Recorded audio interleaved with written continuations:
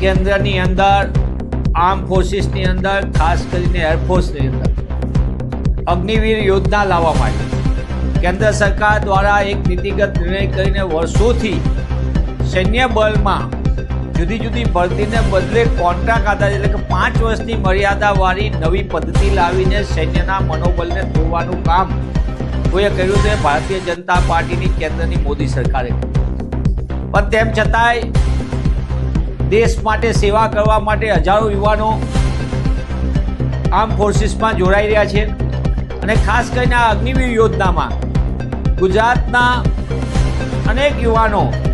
કે જેમને પોતાને દેશ માટે કામ કરવું છે આર્મ ફોર્સિસના માધ્યમથી, તેવા જ એક યુવાન ગુજરાતના પાટણ જિલ્લાના સિદ્ધપુર તાલુકાના નાના ગામમાંથી આવતા વાઘુજી ઠાકોર નામના એક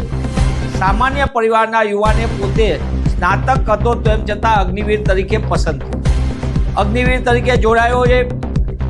અને વાઘુજી જ્યારે અગ્નિવીરની તાલીમમાં ગયા ત્યારે વાઘુજી ઠાકોરને ફિનિશિંગ લાઈન જ્યારે ક્રોસ કરતા હતા તે સમયે એમનો પગને મચકોરાઈ ગયો। એ પગ મચકોરાઈ જતા એને સારવાર માટે આપવામાં આવી, સારવારમાં દાખલ કરવામાં આવ્યા અને હોસ્પિટલની અંદર સારવાર દરમિયાન જ્યારે એમને રજા આપવામાં આવી તેની સામે તરત જ 25 દિવસ સુધી તાલીમમાંથી બહાર છે એટલે કે ગેરહાજર છે એના માટેની એને નોટિસ આપવામાં આવે।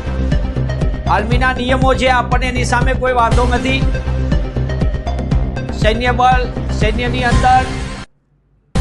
શિસ્ત જે સૌથી પાયાનો ગુણ હોય છે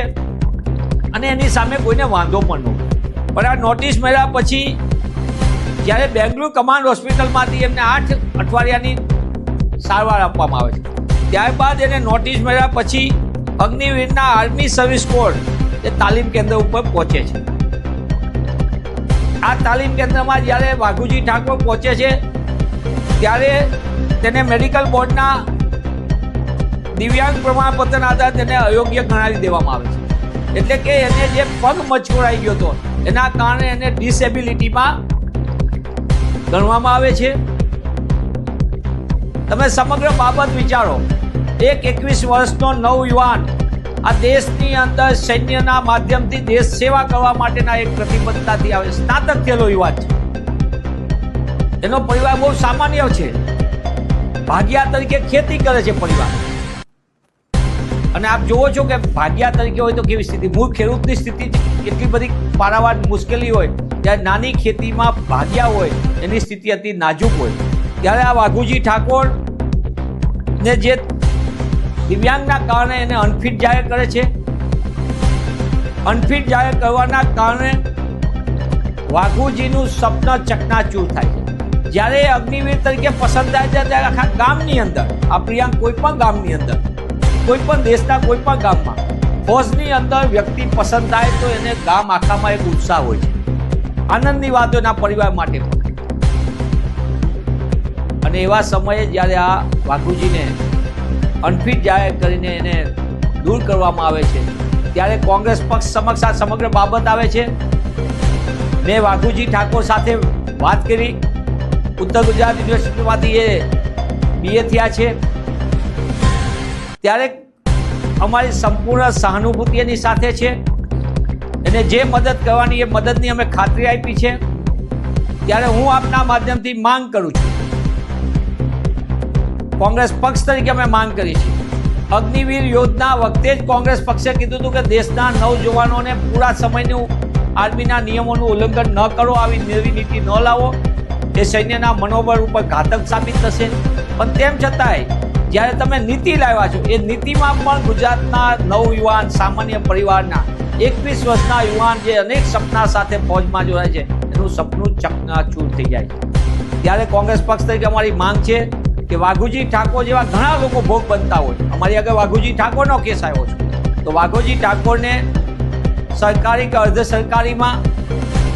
તેની શૈક્ષણિક લાયકાતના આધારે એને બીજી કામ આપવામાં આવે। આર્મીમાં માત્ર કંઈક સૈનિક સિવાયની પણ ઘણી બધી બાબતો કામગીરી હોય છે, તેમાં પણ એને ક્યાંક સમાવેશ કરવામાં આવે। જેથી કરીને એ પોતે સન્માન સાથે જિંદગી જીવી શકે અને જે વિભાગમાં એને તક આપવામાં આવશે ત્યાં મને પૂર્ણ વિશ્વાસ છે કે જેને પોતે મનથી નક્કી કર્યું હતું કે હું આર્મ ફોર્સિસમાં જાઉં, એ યુવાનને એક તક આપવાથી એ દેશ સેવા માટે પ્રતિબદ્ધતાથી કામ કરશે એવો મને પૂર્ણ વિશ્વાસ છે. હું પુનઃ આ બાબતે કોંગ્રેસ પક્ષ તરીકે અમારા રાજ્યસભાના સાંસદ સન્માનીય શક્તિસિંહજી ગોહિલ, અમારા લોકસભાના સાંસદ બેન શ્રી જ્ઞાનીબેન ઠાકોર બંનેને આ બાબતે હું વિગત સાથે એમને પણ મેં મોકલી આપી છે અને એમને પણ હું વિનંતી કરવાનો છું કે આપ પણ આ બાબતે રક્ષા મંત્રીશ્રી સમક્ષ આ સમગ્ર મુદ્દાને તમે રજૂ કરો, કારણ કે આ માત્ર ગુજરાતના એક યુવાનની વાત નથી. જે યુવાન 21 વર્ષની ઉંમરની અંદર દેશમાં સેનાના માધ્યમથી દેશ સેવા કરવા માગે છે, તેના જજ્બાને સલામ કરીને એને અર્ધ સરકારી કે સરકારીમાં જ્યાં પણ એનો સમાવેશ થઈ અને દેશ સેવાનું કામ મળે એ દિશામાં સરકારે પ્રયત્ન કરવો જોઈએ એવી અમારી સ્પષ્ટ માંગ છે.